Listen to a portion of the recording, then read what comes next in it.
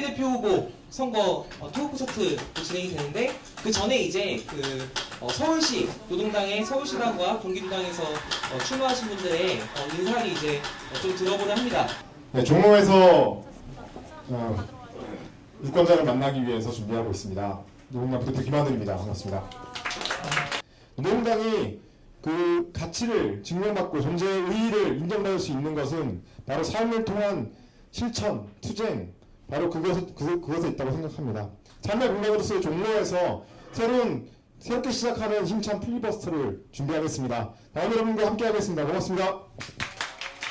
네, 저는 이번에 서울 마포을에 국회의원 후보로 출마한 하은정이라고 합니다. 반갑습니다.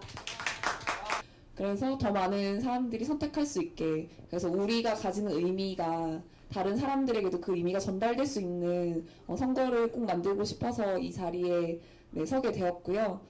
반드시 당선될 수 있도록 노력할 것이고, 그리고 4년 뒤에도 8년 뒤에도 12년 뒤에도 노동당 후보로 마포에서 노동당의 정치인으로서 활동하고 싶다는 것을 이 자리에서 약속드리고 싶습니다. 열심히 하겠습니다. 감사합니다. 노동당 경기도당 위원장을 맡고 있는 나도원이고요. 박수는 치지 마십시오. 예, 저는 주인공이 아니니까. 노동당 비례대표 후보로 지금 당직 선거에 출마하신 용인 후보님을 소개해드리겠습니다. 네. 그리고 그 옆에는 구계현 후보님입니다. 네, 반갑습니다. 자, 잠깐 인사를 드렸으니까 그러면 지금부터는 후보들이 직접 본인 소개를 짤막하게라도 해주시면, 따뜻하게 해주시면 좋겠습니다. 예, 이번에 노동당 비례대표 후보로 출마했고요. 동대문 당협에 소속되어 있습니다. 그리고 노동당 청년학생위원장이기도 하고요. 2010년에 이제 당시에 지금은 이 당에 안 계신 분의 선거운동을 하다가 진보신당이라는 당과 인연이 닿아서 입당을 하게 됐는데, 그때 6년 전만 해도 제가 이런 마이크를 잡고 당에서 이런 일을 하고 있을 거라고 사실 생각도 하지 못했습니다. 네, 좀 감회가 새로운데요.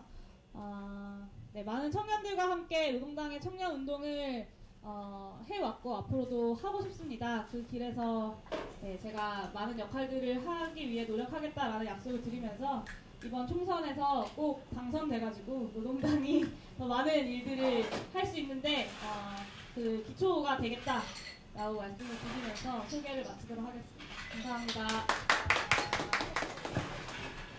네, 반갑습니다. 용인 후보와 표를 두고 다투고 있는 후보고요. 네, 제가 용인 후보에게 질지 이길지는 여러분의 손에 달려 있습니다. 네, 당 대표를 맡고 있고 지금 비례대표 후보로 출마한 구교현입니다. 반갑습니다.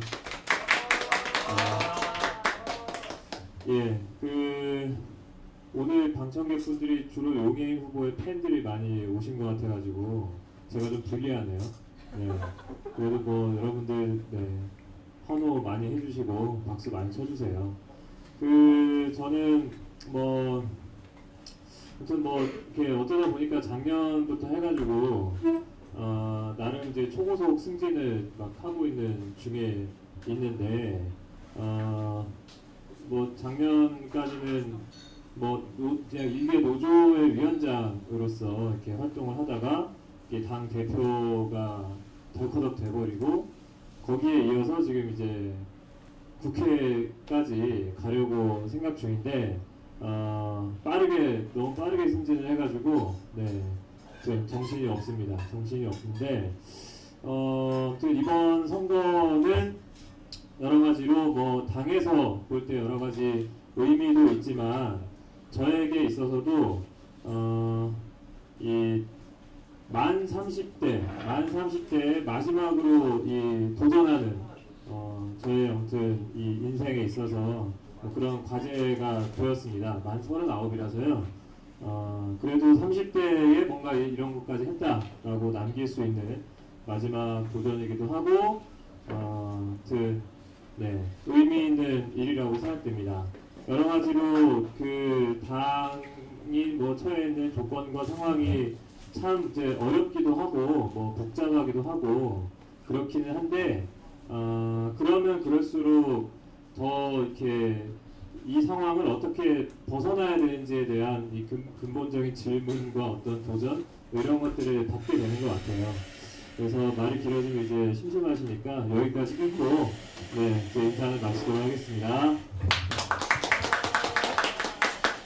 네, 오늘 토크 콘서트 빨간 장미의 길이란 제목으로 오늘 자리를 마련했습니다. 제가 아까 듣기로는 앞에 있는 사람들한테는 그 맥주를 준다고 들은 것 같은데 다소 아쉽게 오렌지 주스가 나오네요. 그래서 중앙당에서 잘 조치해 주시길 좀 부탁드리고요. 일단 그 두 분이 저희가 사전에 이런 부탁을 드렸어요. 내 인생에서 사진 4컷을 뽑아낸다면 어떤 사진들일까? 그래서 4장의 사진들을 제가 부탁을 드렸습니다. 그래서 그 사진들을 보면서 이 양반들이 도대체 어떻게 살아왔는지를 한번 이야기를 나누는 시간을 잠깐 갖도록 하겠습니다. 사진을 한번 볼까요? 예, 용혜님부터 나왔네요. 예. 이 사진 얘기를 좀 해주세요. 제가 어렸을 때는 예뻤어요. 네, 어렸을 때 예뻤고요. 저희 어머니가 이렇게 딸내미를, 저 때는 아마 외동이었을 때여가지고 아직 딸내미를 꾸미는데 저희 어머니가 관심이 많으셨기 때문에 옷도 저 모자 쓴 거 보이시죠? 저 무슨 그물망 같은 배 싸는 그런 거 아니고요. 딸기는 이렇게. 네, 사이즈도 신고 어렸을 때 그래서 되게 예쁨 받고 자랐고요. 그냥 뭐 잘 사는 집은 아니지만 크게 부족한 느끼는 거 없이 네, 평범한 집안에서 평범하게 아주 모범생으로 자랐습니다. 네. 보통 이렇게 유년기를 얘기하시는 분들은 그 다음에 곡절이 나오는 거죠? 네, 그렇습니다. 다음 사진은 그런 게 있나요? 네, 다음 사진.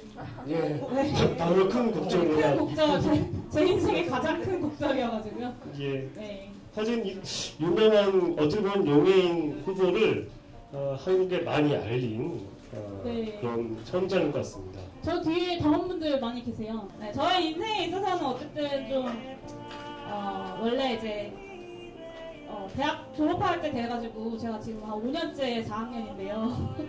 4학년 되면서 이제 먹고 살 길 찾으려고 공무원 시험 준비도 하고 신림동에 방 5평짜리 얻어가지고 고시 공부도 하고 그랬는데 그런 거 다 때려치고 이제 다시 그런 어떤 삶으로 돌아갈 수 없게 된 결정적인 계기였죠. 뭐 안산에서 올해 한 20년 가까이 살기도 했고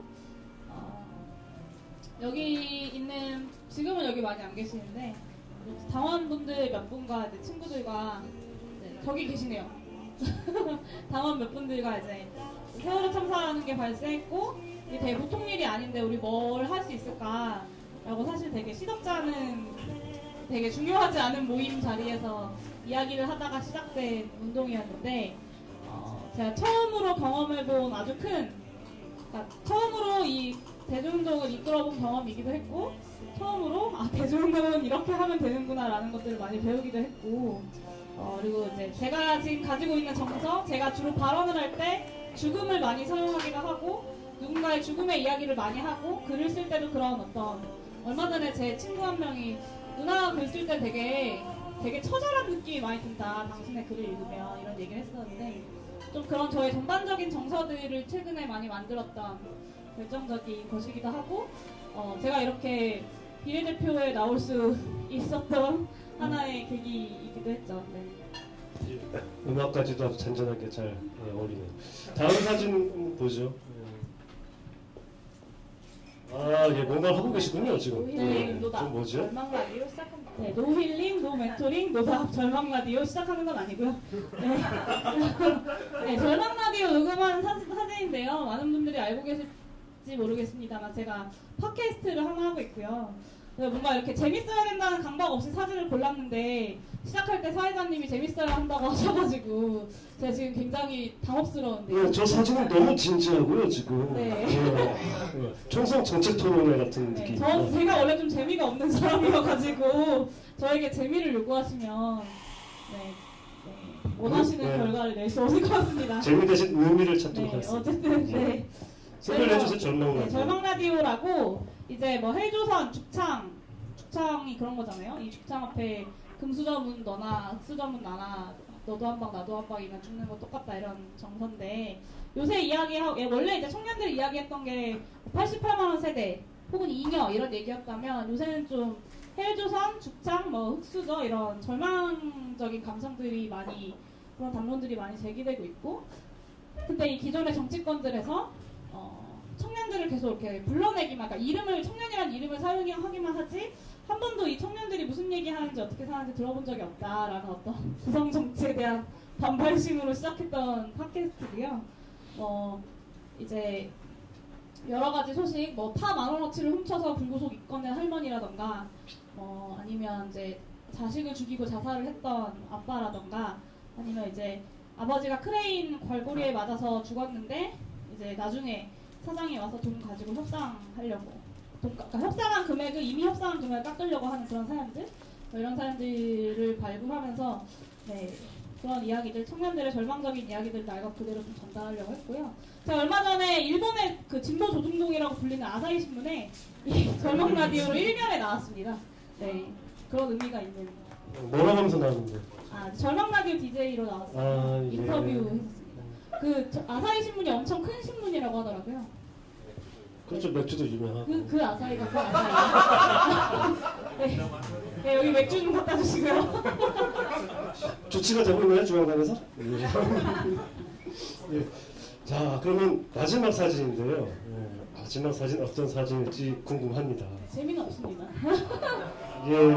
네, 선거에 나왔다고 선거에 나왔다고 선택한 사진은 아니고요. 저의 인생 사진이어가지고 넣은 건데요. 사진 잘 나왔죠. 그 박정근 당원한테 찍은 사진입니다. 네, 어쨌든 절망 라디오와 가만히 있으라 침묵행진하면서 좀 실제로 우리 삶을 바꿀 수 있는 정치가 필요하겠다. 그리고 그런 총선이라는 국면이 다가왔는데 내가 그런 역할을 좀 해야겠다. 비례대표든 지역구 출마든 그런 걸 해야겠다라고 해서 배경음악이 그런 역할을 해야겠다라고 넣었었고요. 그래서 나온 저의 첫 명함입니다. 알겠습니다. 그럼 이 얘기를 더 들어보도록 하죠. 네. 네. 자, 그러면 또 갑자기 끊겨서 호흡이 착착 맞습니다.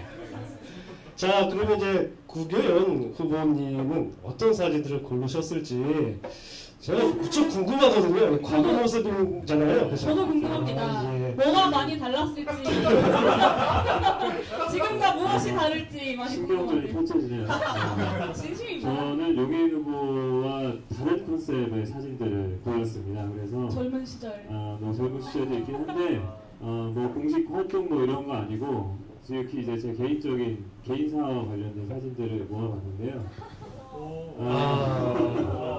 이거는 제가 초등학교 시절인데요. 저희 부모님이 슈퍼를 하셨습니다. 그래서 이 슈퍼 하셔가지고 저희 누나 둘하고 저하고 아무튼 3남매가 뭐 이렇게 좋아하지? 3남매가 대학 공부까지 무사히 마칠 수 있게 해준 우리 가족의 젖줄이었습니다.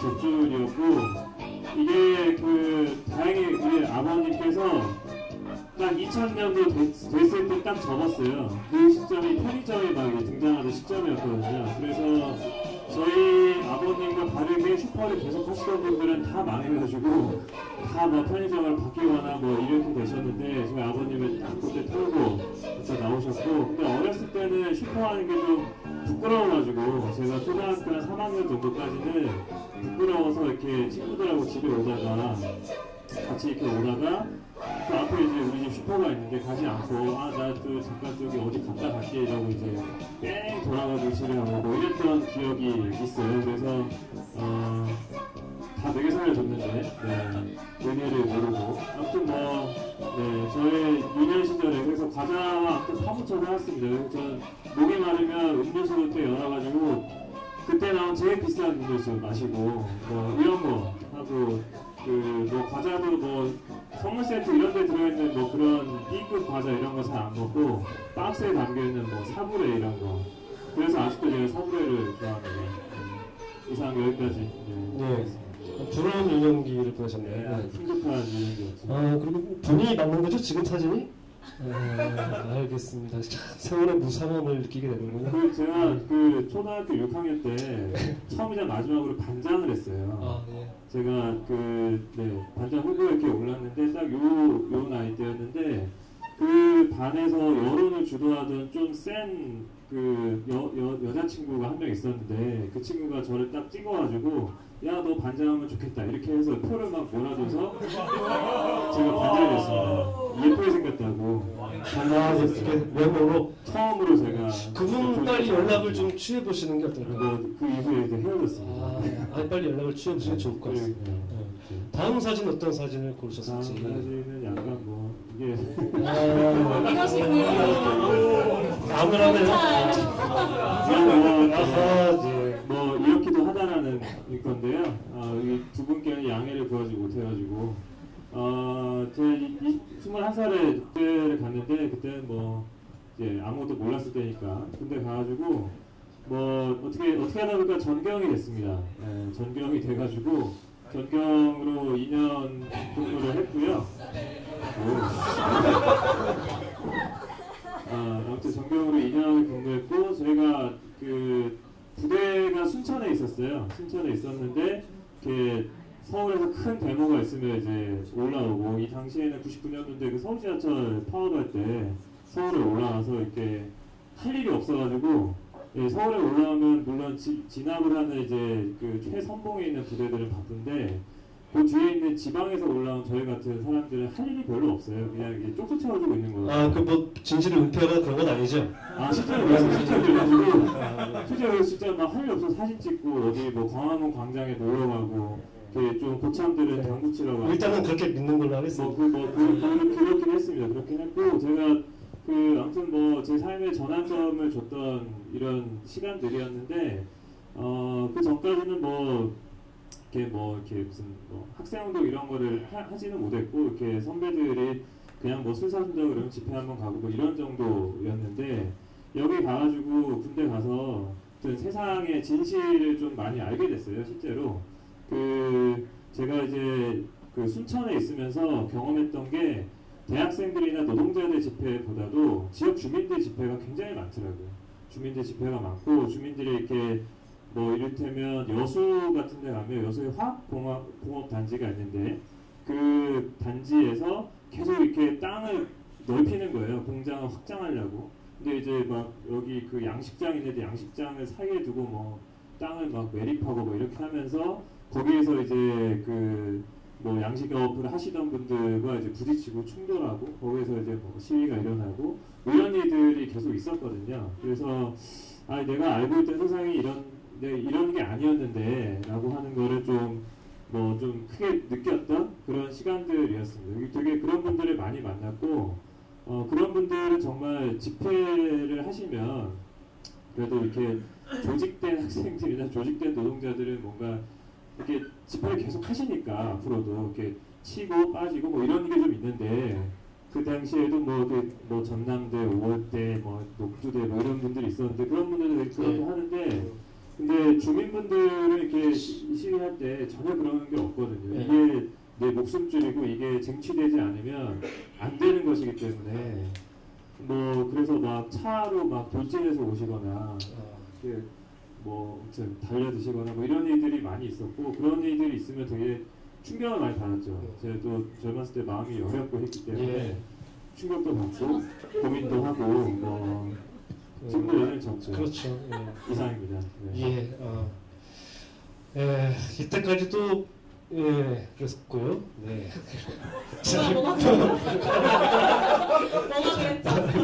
소식 너무 많아가지고 이게 좀 뽑았어요.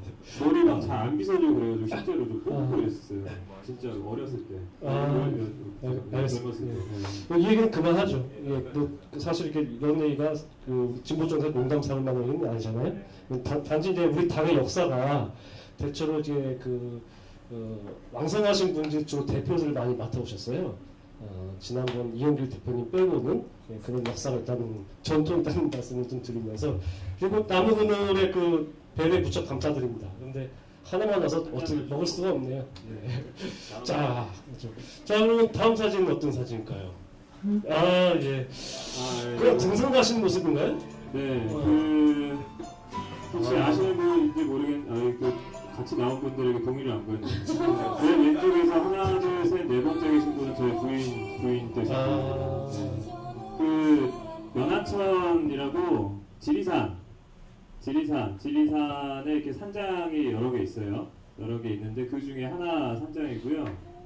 제가 이게 2008년도에 지리산 종주했을 때인데 당시에 이제 이분들은 그 저랑 같은 업계에 계시던 분들, 장애인 단체 이렇게 활동하시는 분들이었고 처음 지리산 종주를 했습니다. 제가 그리고 나서 지금까지 뭐 최근에 계속 산에 못 가고 있는데 한 10번 정도 제가 지리산 종주를 했습니다. 그래서 제가 10번씩이나 굉장히 좋아합니다. 산을 굉장히 좋아하고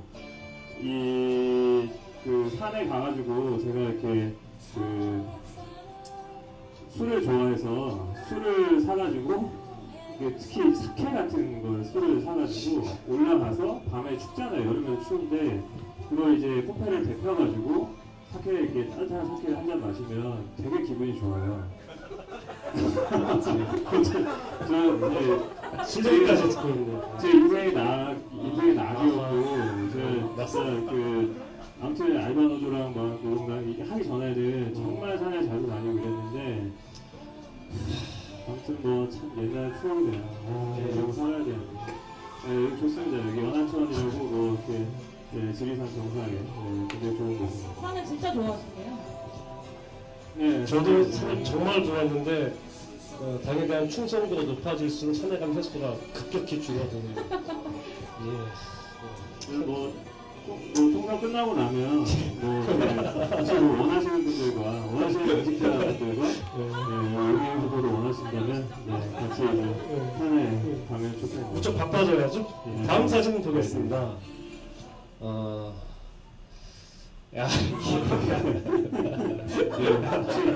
혹시 여기가 어딘지 혹시 아시는 분이 계실까요? 네. 여기는 세비야라는 데인데요. 세비야 기타. 그 스페인에 있는 세비야라는 도시고 제가 작년 5월달에 처음으로 그 유럽 여행을 다녀왔는데 저희 이제 결혼할 때 축의금을 팍팍 들고 왔습니다. 제가 미씨를 들고 모아가지고 그 모은 돈을 가지고 이제 부인과 스페인을 갔습니다. 작년에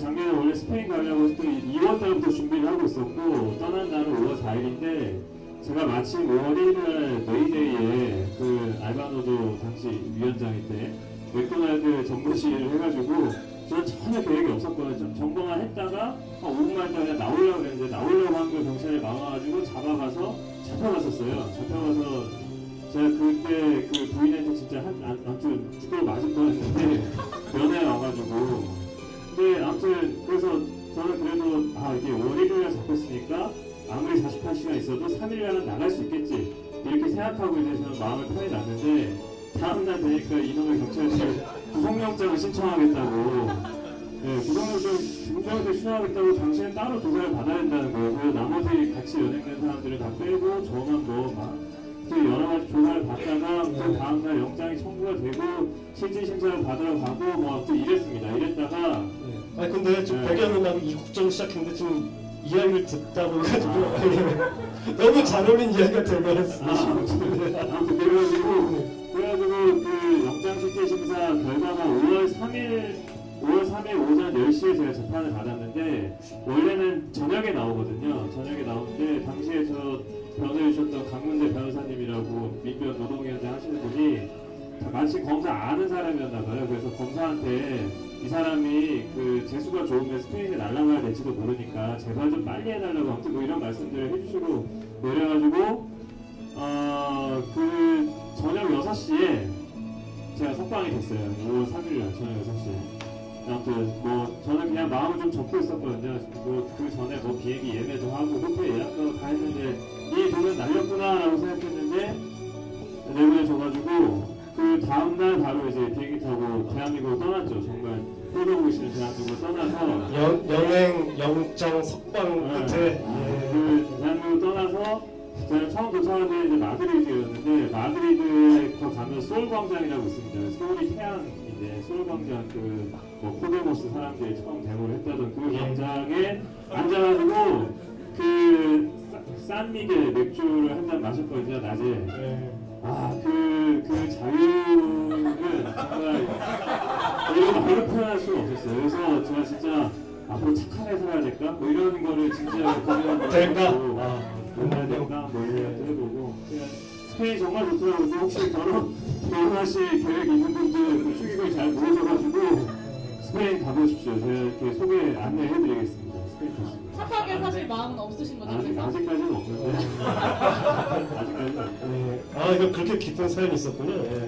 처음에 봤을 때 무척 상쾌하고 모제가 잘 어울린다 이런 정도였는데 이게 결국은 그런 노동당스러운 얘기들로 귀결이 되고 말아서 좀 아쉽긴 하네요. 자, 그래서 요즘 복면이 화제지 않습니까? 뭐 복면 금지법 얘기도 나왔었고 또 복면 가왕이라는 예능 프로그램도 인기를 끌고 있습니다. 그래서 제가 대본은 없었는데 복면 뻔뻔이라는 쉬어가는 코너를 준비했습니다. 뭐냐 하면 자, 세 종류의 복면 갖고 왔어요. 마음에 드는 거 하나씩 드시고요, 일단. 자, 네모도 있고 근데 이게 얼굴이 작은 사람들한테 잘 어울리는 거라서요. 이건 뭐냐면 솔직히 좀 이렇게 뻔뻔하지야 대답할 수 있는 것들을 물어볼 겁니다. 그렇죠. 이걸 쓰고 이제 뻔뻔하게 대답을 하시면 되는 겁니다. 예. 눈이 어디 갔어? 그러니까 오징어 같은 느낌이 좀 나고요. 예. 자, 짧게 이거 손으로 동그라미 X 하시면 돼요. 근데 아마 대부분 동그라미가 될 거라고 좀 생각합니다. 자, 첫 번째. 노동당은 사실 훌륭하신 분들이 많이 계십니다. 빅민운동부터 해서 노동자들과 늘 평생을 함께하신 김혜경 고모님도 계시고요. 또 민주변호사죠. 이덕우 의장님도 계십니다. 또 금민, 안유상처럼 정치가이자 학자이신 분들도 계시죠. 또 문화예술계는 봉준호 감독도 있고 박찬욱 감독도 있고 권영주 감독도 있고 나도원도 있고 이런 분들이 아주 많습니다. 또 뭐 정주호 동지처럼 그 희망버스를 기획한 당사자들도 있고요. 이 외에도 너무너무 많아요. 그 예술인 소셜위원회처럼 같이 하는 또 한국의 그 정책통이죠. 김상태와 손시당 위원장 같은 분도 계시고요. 칼라TV의 그 멤버들도 계십니다.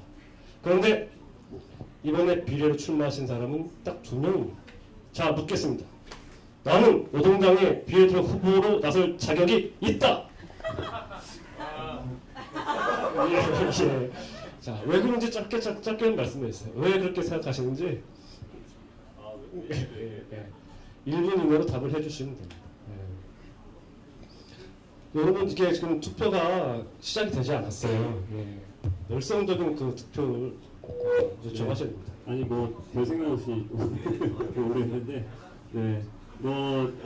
이렇게 얘기하면 약간 딱딱해질 것 같긴 한데 아무튼 노동당의 노동이잖아요. 근데 노동당의 노동이 그동안 이제 담아내지 못하고 있던 노동의 문제가 바로 이제 비정규직 아르바이트 이런 문제고, 제가 뭐 그 문제로 이제 계속 활동해 왔기 때문에 노동당의 노동 문제를 더 넓히는, 그래서 우리의 아무튼 뭐 노동당의 힘을 키우는데 제가 뭐 크게 기여할 수 있지 않겠나 이렇게 생각합니다. 네, 이상입니다.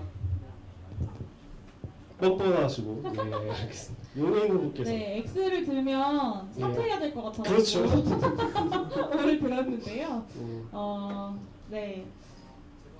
참 어려운.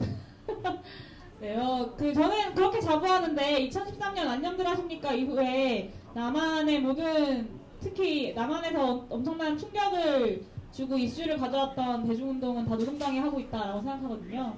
그거를 뭐 저 혼자 잘라서 비례대표에 나갈 수 있는 건 아니고요. 안녕들 하십니까, 가만히 있으라, 먹죠, 반대투쟁까지 남한에서 가장 활발한, 가장 열심히 데모하는 청년 당원들의 대표로서 출마할 자격이 충분하지 않나라고 생각합니다. 예, 알겠습니다. 자, 두 번째입니다. 예.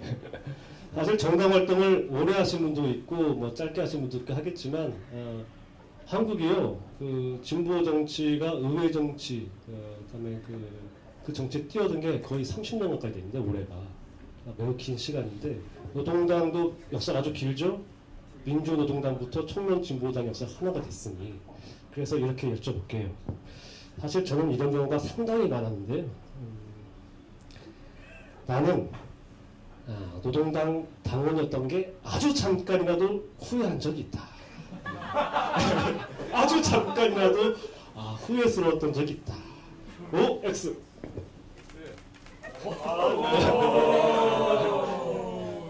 됐고요. 이러면 용현 후보가 뭐가 되죠? 이럴 때도 있어요. 그래, 용현 후보님 말씀 듣겠습니다. 예. 어떨 때 이렇게. 네, 저는 이렇게 솔직한 사람입니다, 여러분. 비례대표는 1인 1표이니까요. 투표하실 때 꼭 저에게 투표해 주시고요. 네, 제가 사실 2010년에 원래 저희 학교 선배들이 민주노동당 선배들이었어요. 근데 그 선배들이 제가 이제 노회찬 선거운동을 시작했는데 저한테 막 욕을 하기도 하고 이렇게 네가 뭐 잘 몰라서 그래 라면서 제가 이제 노회찬 당시 서울시장 선거운동 하면서 욕을 엄청 먹었거든요. 그래서 막 엄청 텐션이 막 올라와 있을 때 서울시청 광장을 이렇게 돌아가는데, 그러니까 그 당시에 이제 선거도 유색 차량을 타고 이렇게 도는데 그 서울시청 그 광화문 광장에 엄청 큰 한 10톤 트럭 뚜껑 열리는 거 그거 2대가 이렇게 딱 돼서 한명숙 당시에 이수였나 교육감 선거운동을 하는데 거기에 그 민주노동당의 상징인 주황색 넥타이를 메고 저희 학교 선배들이 한명숙 선거운동을 하고 있는 거죠. 그래서 제가 사실 진보신당에 입당을 했는데 당시에 이제 노회찬 서울시장 후보가 끝까지 완주를 하셨기 때문에 그 이후에 사실 그 2011년, 12년 이때 우리가 여러 이 아픔을 겪었잖아요. 분당 사태라고 하는 아픔을 겪으면서 사실 당이 좀 수습이 잘 안 되고 당시에는 이제 당비를 내는 그냥 당원이었는데 수습이 잘 안 되고 막 그런 어떤 이 당을 막 깨고 탈당하고 이런 모습들을 보면서 사실은 그때 좀 내가 무슨 이런 거를 보겠다고 선배들이랑 그렇게 욕먹으면서 입당했나라는 고민을 했었죠. 그렇군요. 아하. 저는 오늘도 잠시 후회를 했었는데 대표님께서는 뭐 그런 적이 없으시다니. 예. 저는 개인적으로 가족이 힘들 때는 잠시 후회를 하게 됩니다. 예. 뭐 이런 진솔한 얘기가 좀 있지 않아요? 예. 자, 마지막입니다. 뻔뻔 복면 뻔뻔. 마지막이에요. 예. 그러니까 이번엔 충분히 뻔뻔해져도 괜찮아요. 나는 노래를 아주 잘하진 못하지만 조금은 한다. O, X. 크게 맞으면 되지, 크게. 용현 후보는, 예, 그래. 그럼 용현 후보는 어떤 노래를 좋아하세요? 아이유 삼단봉. 네, 저요. 그러니까 제가 자주 듣는 노래를 물어보시는 건가요? 뭐 일단은 그렇게 할까요? 네, 저는 신화 노래를 자주 듣고요. 네. 즐겨 부르는 노래는? 즐겨 부르는 노래 아이유 노래 좋아합니다. 그럼 아이유 노래를 쭉 들으면 자신 있으시면 그렇게 부르셔도 되는데 뭐 한 파트라도. 아니, 저는 반주 없이 노래를 하지 않습니다. 알겠습니다. 예. 나중에 기회가 되면 노래방에 한번. 아까 얻었던 표가 몇 표가 다시 좀 떨어지고 있네요. 네, 네. 괜찮습니다. 그 반주 없이 노래하지 않는 건 저의 소신이니까요. 소신을 그래요? 지킬 줄 아는 후보. 네, 알겠습니다.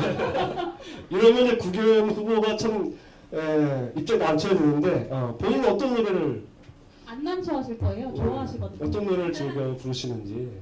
뭐 저는 이제 여러 가지 장르의 노래를 다양하게 좋아하는데요. 예. 오늘 이 자리에서 잠깐 불러주실 노래는 어떤 곡이죠?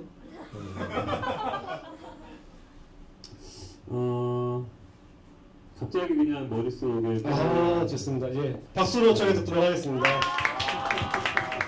기타 있으면 더 좋은데.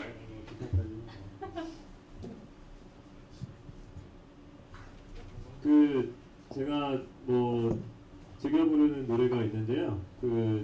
조용한 노래인데 그냥 불러볼게요. 혹시 아시는 분이 계실지 모르겠는데 불러보겠습니다. 잊으라 했는데 잊어달라 했는데 그런데도 아직 난 너를 잊지 못하네. 어쩌면 좋을까 어찌하면 좋을까. 세월 가도 아직 난 너를 잊지 못하네. 아마 나는 너를 사랑하고 있나봐. 아직 나는 너를 잊을 수가 없나봐. 영원히 내가 죽는 날, 내가 사는 날까지. 아니 내가 죽어도 너를 못 잊을 거야. 네, 이상입니다. 이거는 가수가 누군지 혹시 나훈아라는 가수고요. 나훈아가 부른 영영이라는 노래인데, 저희 아버님이 즐겨 부르시던 노래여가지고. 근데 이게 전혀 그런 옛날 노래 같지 않죠. 막 발라드 같고 막 이런. 아닌가요? 네. 복면가왕 구교형 영상이 나중에 편집되어서 그건 아닐 것 같고요. 아마 그 모습을 보면 본인은 지금 자기가 어떻게 보이는지 모르겠지만 상당히 좀 색다를 거라고 생각을 합니다. 이렇게 해서 복면 뻔뻔을 마치도록 하고요. 빨리 시원하게 본연으로 돌아와 주시기 바랍니다. 지금부터가 이제 1분인데요. 어떡하죠? 예, 그러면 그 빨간 장미의 길 본격적으로 시작을 하도록 하겠습니다.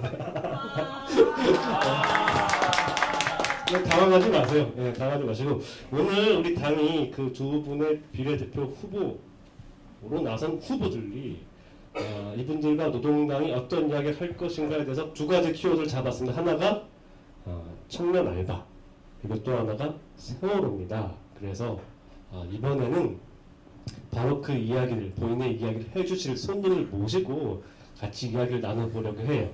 오늘, 네, 그렇습니다. 오늘 모신 분은, 신민주님을 이 자리에 모시도록 하겠습니다.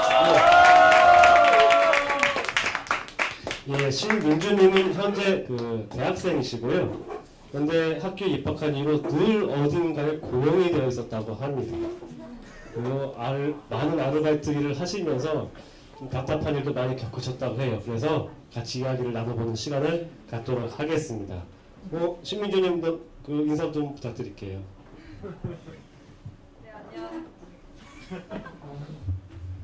네, 안녕하세요. 저는 청년 알바로 이 자리에 온 신민주라고 합니다.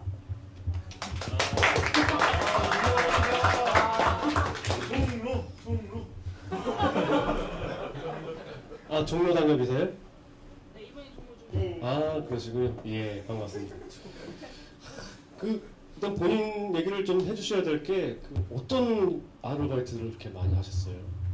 저는 수능 끝나고는 그 동네에 떡집이 있길래 나왔더니 알바를 구하길래 거기서 일을 한 개강 전까지 했었고, 그때는 주 6일 알바를 했었어요.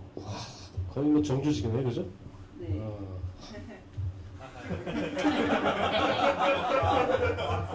구경 후보랑도 그 인연이 있으시죠? 네. 어떻게 만나셨는지도 얘기해 주세요. 제가 그때는 노동당에 입당하기 전이었는데 그때도 알바를 계속 하고 있었어요. 그때는 미디어 알바였나 아니 빵집 알바였나를 하고 있었는데 그때 이제 아는 분께서 여기 알바연대라는 곳이 있다라고 해서 가입을 하게 돼서 그때 처음 만났었던 것 같아요. 이제 만나셨을 때 잘 이렇게 대해주셨나요? 네. 서로 모르는 사이예요? 알고요. 아는 사이면 아는 사이처럼 얘기하시면 돼요. 첫 만남에 기억 안 날 수는 있으니까. 잘 되죠. 네, 반갑게 인사하고 어디 일하는지도 여쭤보고. 그 알바연대를 가입하시게 된 어떤 계기 같은 게 있을 거 아니에요. 그렇죠? 그때 또 알바연대에서 어떻게 도와주셨는지 그런 얘기를 같이 해주시면 될 것 같아요. 네, 알바연대에 가입하게 된 건 사실 그냥 과 선배가 그냥 그때 그냥 있다가 희망버스라는 거를 가자고 해서 근데 뭔지 모르고 갔다가 가입을 했고요. 아 그리고 근데 그 다음에 바로 이제 제가 일하던 매장에서 좀 안 좋은 일이 있어서 되게 알바연대의 도움을 많이 받았었던 거. 그래, 어떤 안 좋은 일이 있으셨나요? 그때가 저희 집 바로 앞에 있는 말을 해도 되는지 모르겠는데 카페에서 일을 했었는데 네, 거기서는 제 고등학교 동창들이랑 계속 일을 했었어요. 근데 그 매장이 정말 한국 사회의 안 좋은 노동 형태를 모두 담고 있었던 곳인데 이제 이름만 들어도 알만한 큰 옷가게 브랜드 사장이 거기 건물을 사고 그 건물의 2층에 있는 스크린 골프장이랑 PC방을 내쫓고 사무실을 차린 다음에 EDR을 차렸어요. 네, 문제는 네, 그래서 그 스크린 골프장을 하시는 분 당연히 자기 매장을 잃었겠죠. 근데 진짜 슬픈 거는 그 스크린 골프장을 운영하시던 분의 딸이 이 이디야 매장에서 알바를 하는 일이 있었거든요. 그래서 그때 첫날 제가 알바를 하러 갔는데 이 불법 영업을 하고 있었어요. 일단 오픈하기 전에 영업을 하고 있었는데 이제 매니저로 일을 하셨는데 그분이 이제 여기서 오픈하시면 안 돼요 하다가 사장이랑 정말 크게 싸운 거예요. 그래서 그때 사장이 소리를 지르면서 어디서 어린애가 말대답을 하냐 이러면서 막 소리를 진짜 질렀어요. 그때 그래서 제가 처음 일하는 날이었는데 매니저가 정말 펑펑 울면서 저도 여기서 이렇게 욕을 먹고 있지만 어디 가서는 막 사랑받는 딸이라는 이야기를 하는 거예요. 근데 그 사랑받는 딸의 아버지가 그 스크린 골프장 사장인 거잖아요. 그래서 막 저도 엄청 막 진짜 울 뻔했었어요. 그 얘기를 들으면서. 그러다 이제 제 친구들이 갑자기 버릇없다고 잘린 일이 있었어서 하루아침에 그리고 뭐 주유상이나 이런 수당도 못 받는 일이 되게 많았고 그래서 그때 이제 알바연대에 가가지고 도움을 정했었던 적이 있었어요.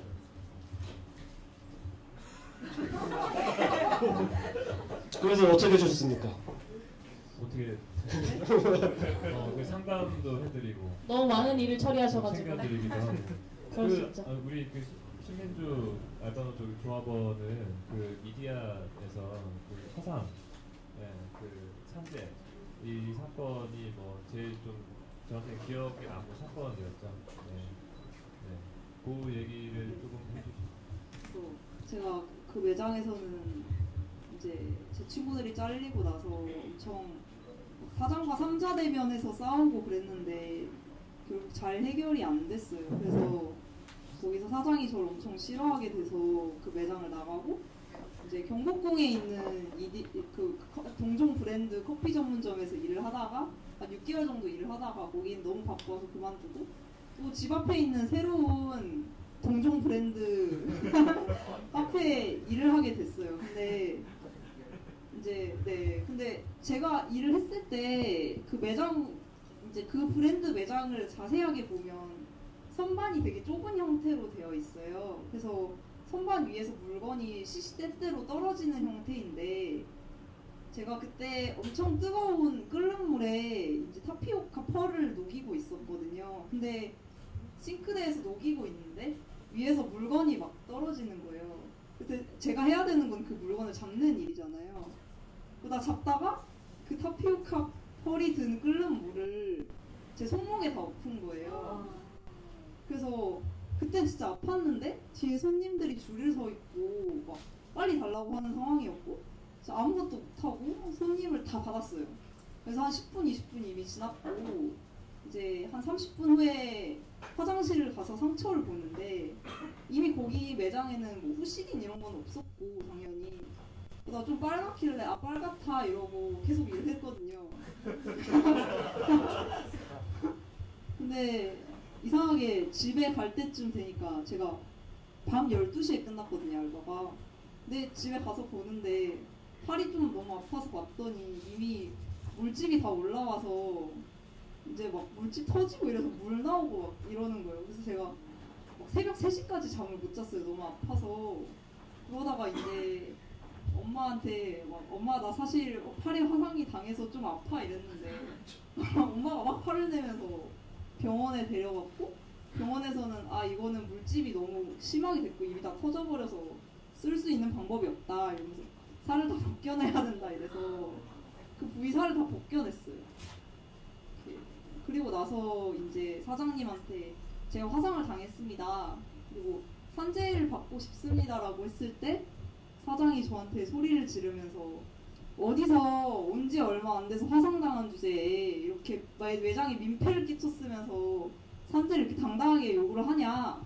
그래서 어디서 막 버릇없게 막 이런 폭언들을 막 했었고 뭐 이상한 이야기도 했었어요. 6개월 동안 하루도 빠짐없이 매장에 출근을 한다면 너를 계속 쓰겠다라는 조건을 달았는데 병원에서는 가지 말라고 하는 상태였고 놀다 하면 안 되니까.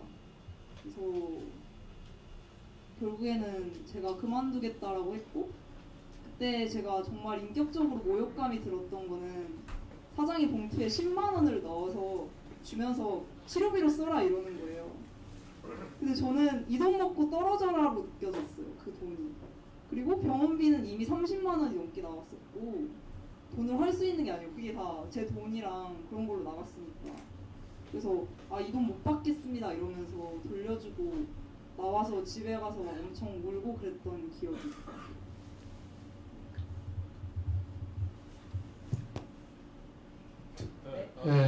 그래가지고 그래서 이제 후보님은 그 다음 진행에 대해서 얘기를 해주시면 돼요. 네, 그래서 이제 알게 돼가지고 이제 도움을 요청을 해서 뭐 당연히 뭐 이게 산재가 맞기 때문에 그래서 산재 신청을 했었죠. 네, 산재 신청을 하고 했는데 사장이 동의를 안 했고, 아무튼 뭐 그래서 이게 산재가 인정이 안 되고 뭐 시간이 이게 가는 과정에서 그 어떻게 이제 이거를 좀 압박을 할까 이런 고민을 연구를 좀 하다가 주로 저희가 이제 언론을 좀 활용해서 이렇게 여론화하는 뭐 이런 일들을 했으니까 그 이제 기자를 연결해서 이걸 취재를 하게 했고, 그래서 뭐 당시에 방송에 나갈 때는 그냥 뭐 간판을 이렇게 가리고 매장 뭐 이렇게 했는데 그 누가 봐도 이디안인지 알겠더라고요. 얼굴 막 댓글에 이디안에 막 이렇게 달리고 그래서 이제 그 이후에 뭐 사장이 뭐 산재 인정을 하고 그러면서 뭐 치료비 받고 뭐 이렇게 됐었죠. 네. 네. 사실 아르바이트를 안 해본 사람은 거의 없을 거예요. 저도 뭐 고등학교 졸업한 이후로 뭐 편의점부터 시작해서 술집, 노가다, 뭐 식당, 방송국 등등 뭐 안 해본 일이 거의 없거든요. 근데 그때 느끼는 것은 뭐냐면 아르바이트 노동자로서의 권리에 대한 인식이 거의 없었을 때기 때문에 사용자나 노동자나 그 부당한 상황에 그 감냈던 게 많았던 것 같아요. 그렇죠. 영인 후보도 아르바이트를 많이 하셨죠. 네, 저는 최저임금 못 받고 알바했었고 그게 강남에 있는 예식장에서 구두 신고 머리 올리고 그 7만 원짜리 스테이크, 그러니까 밥 먹으면서 예식장 보는 데 있잖아요. 칼질하면서 그런 데서 알바했었어요. 그래서 실제 최저임금도 못 받고 네, 못 받으면서 최저임금 당시 3,800원 최저임금이었는데 3,500원 받고 일했죠. 신민주님 또 다른 일 하시면서 또 억울한 일도 당하시거나. 저는 그냥 뭐 따지고 보면 제가 되게 엄청 많은 알바를 했었는데 방청 알바를 한 적이 있었거든요. 아, 오늘 여기 이 자리에 오신 분들처럼요. 알바왕이에요, 알바. 오늘 약간 뭐랄까 그 노동 그 강도가 되게 낮아요. 이 자리가. 방청객 오신 분들 좀 화이팅! 예. 방청 알바를 이제 친구가 방청 알바를 신청했는데 이제 저보고 같이 하지 않을래 이래서 갔었는데 이제 방청 알바가 정말 이상한 알바더라고요. 그래서 일단은 저는 3만 원을 약속하고 갔었는데 그날 제가 2시간 넘는 그 감정노동을 한 다음에 8,000원을 받았어요. 그래서 심지어 거기가 국회의사당 옆이라서 저희 집에서 거의 1시간 반을 가야지 있거든요. 그래서 너무 그리고 너무 이상하게 정말 알바 온 사람들에게 너무 예의 없이 대하는 게 느껴지고 그러니까 저는 정말 성희롱 같은 말들이 빈번하게 거기서는 이루어지더라고요. 좀 어떻게 자세를 해라 이런 것도 요구가 된다라고 하고 그래서 저는 그때 실제로 방송에 나오는 방청이 아니라 목소리 녹음이었어요. 그게 또 웃긴 게 그래서 그 앞에 있는 분이 이상한 골방에 가다 놓고 조그만한 TV로 그 방송 영상이 나와요. 그런 다음에 호응을 해야 할 때 손으로 호 이렇게 하시면 사람들이 앉아있는 사람들이 다 호 이러면서 따라하는 그런 이상한 알바였는데 그래도 2시간 이상 했으면 최저시급은 받아야 할 텐데 못 받은 적이 있었는데 항의할 수도 없는 게 너 하기 싫으면 가라 이러고 되게 프라이드가 넘치시는 분들이고 그냥 되게 많이 보는 시청하는 프로그램의 PD라는 프라이드가 강해서 엄청 말 나쁘게 썼어요. 그리고 목소리가 조금 낮거나 그런 사람들한테는 막 뭐라 하기도 하고 그런 일도 되게 비일비재하다라고 하고 방청 알바는 절대 하지 말라는 것으로. 저도 방송국에 잠시 발을 담갔기 때문에 그 문화를 압니다. 저도 그 아르바이트 그렇죠. 네, 그냥 생각이 나가지고 제가 이제 이 일대에서 롯데리아 햄버거 배달을 했었는데 저는 이제 햄버거 오토바이 타고 이제 배달할 때 처음에는 배달하기 전에는 오토바이 좀 세게 타는 우리 청소년님들이 계시잖아요.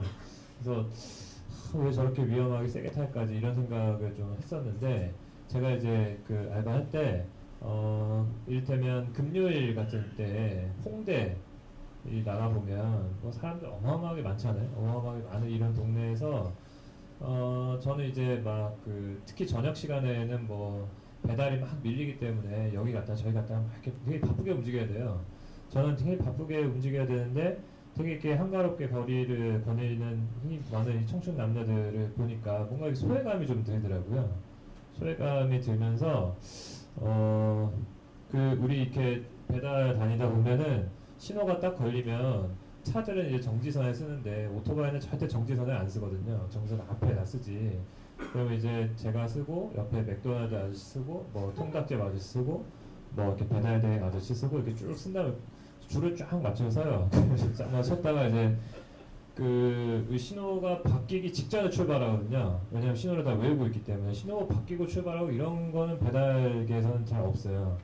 바뀌기 전에 출발합니다. 이게 다들 부릉부릉 막 하다가 팡 출발하는데 뭔가 이렇게 약간 저도 되게 시끄럽게 막 소리를 내면서 이렇게 달렸는데 그때 뭔가 이게 그런 어떤 뭐라고 해야 되지?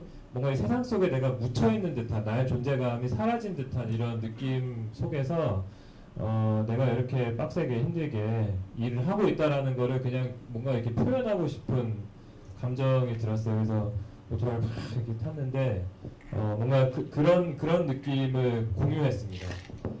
배달 노동자 오토바이 부항 그 소리에 이제 제대로 이해를 하게 됐군요. 그냥 이제 이런 어떤 표현하고자 하는 마음 이런 거 그런 걸 느꼈었죠.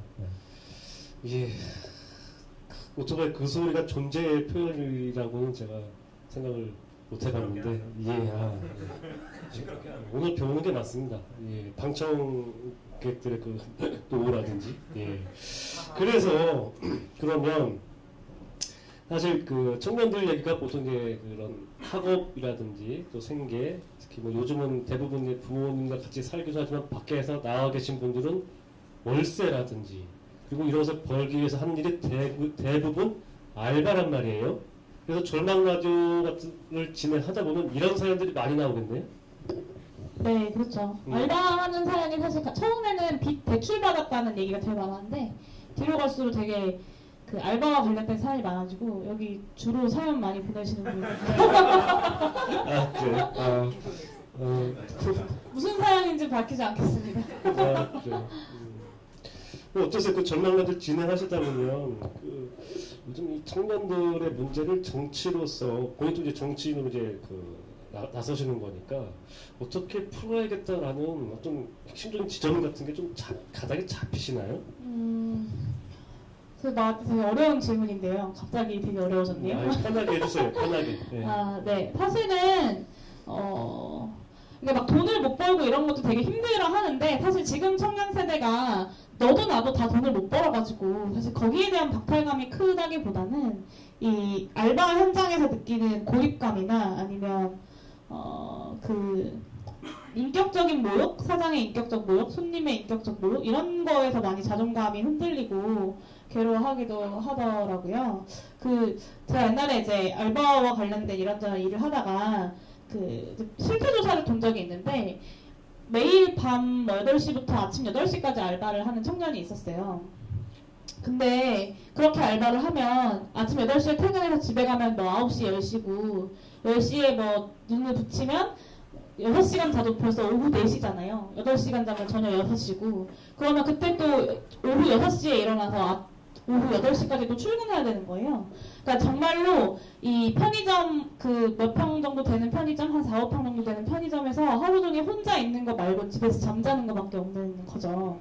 그래서 되게 개별화돼 있고 사실은 사회생활이라는 게 없어서 누가 이렇게 저희가 이제 실태조사 같은 거 가면 되게 반가워하기도 하고 되게 적극적으로 얘기하기도 하고 인간관계를 맺는 것들을 많이 힘들어하기도 하고 좀 그런 친구들을 많이 만났던 것 같고 알바를 좀 하면서 근데 사실 이게 무슨 청년 문제라는 이런 알바나 이런 문제가 그냥 청년들이 힘드니까 청년들한테 복지를 좀 더 해주세요 이런 문제로 해결되는 문제는 아니구나라는 것들을 좀 절망 라디오 하면서 많이 느꼈던 것 같고 제가 맨날 하는 얘기긴 한데 어쨌든 이 한국 사회에 있는 총체적인 문제라는 것들이 아직 사회에 진출하지 않은 혹은 이제 막 진출하려고 하는 혹은 사회에 진출할 기회조차도 박탈당한 20대를 통해서 그 한국 사회 문제가 가장 격렬하게 터져 나오는구나 뭐 이런 생각들을 좀 많이 하잖아요. 맞아요. 예.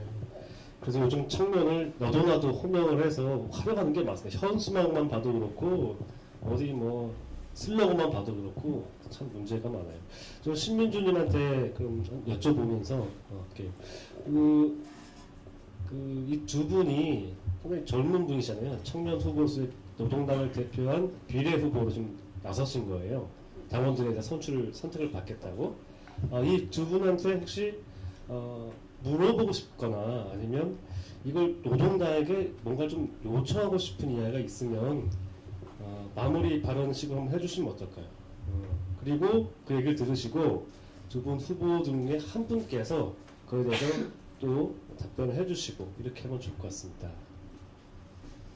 저도 지금 용혜인 후보님 말에 되게 동의를 하는 게 되게 제가 지금 편의점에서 일을 하는데 되게 청년들만 알바를 할 것 같은데 그렇지 않거든요. 그래서 막 야간 알바하는 분이랑 저랑 되게 친한데 이미 아이의 아버지이신 분인데 그분이 맨날 하시는 말이 돈 때문에 사람 죽겠다라는 말을 되게 많이 하셔요. 왜냐면 주 6일 야간 알바를 하다 보면 정말 그런 생각이 든다라고도 말을 많이 하고 그리고 제 옛날에 친구였던 분이 비대학 청년이었고 이제 고등학교를 이제 자퇴를 하고 알바로 계속 생계를 유지를 하는데 저 이외에 친구가 한 명도 없었어요.